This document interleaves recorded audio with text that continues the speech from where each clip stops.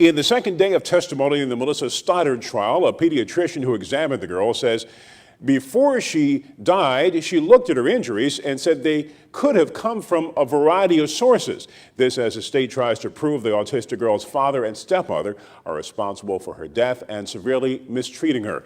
My SNN co-anchor Amber Stidham has been following the case from before the trial happened, and this week, once testimony began at the Sarasota Judicial Center.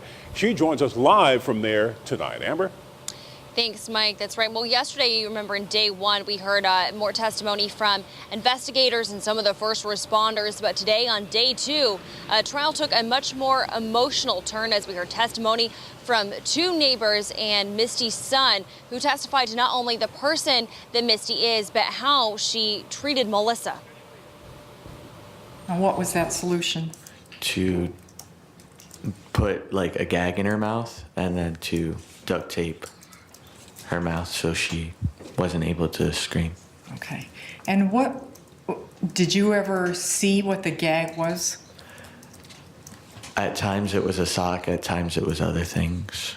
It was a solution Misty Stoddard's son says his mother and Kenneth Stoddard came up with to keep Melissa Stoddard from screaming with the alleged restraints. It's day two of testimony in the Misty Stoddard murder trial, accused of abusing her 11-year-old stepdaughter Melissa to death by restraining her to a board and covering her mouth with duct tape. And Melissa, who has special needs, died days after being found unconscious December 12, 2012.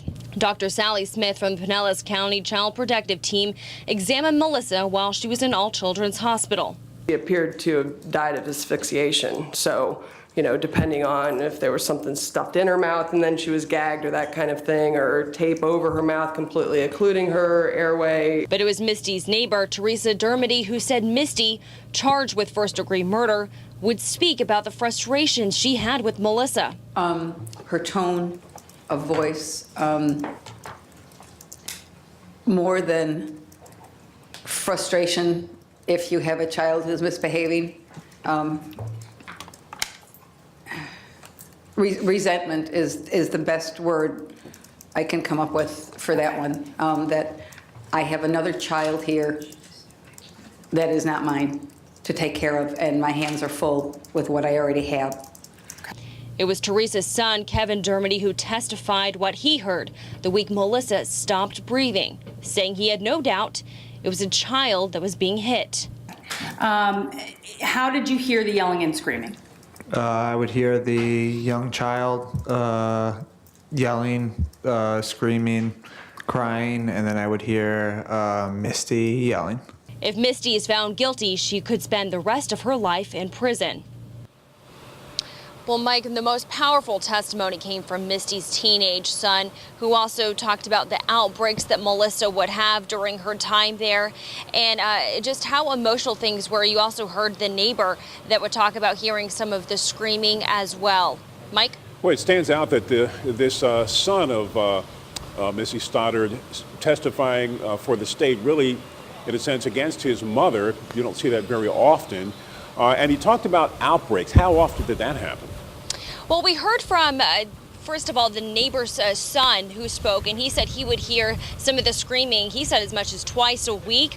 But from Misty's son who testified, he said that most of those outbreaks would occur when Melissa was with Misty. Now, he also said that Melissa's attitude and behavior would change dramatically when Kenneth was around, but a part of today's testimony was many, including the neighbor, said that Kenneth was just not around much. Mike? Well, again, interesting testimony, eye-opening from the trial today. There's more to come, and we're going to have Amber again in the show tonight to give us more details. Amber Stidham reporting to us live outside the Judicial Center.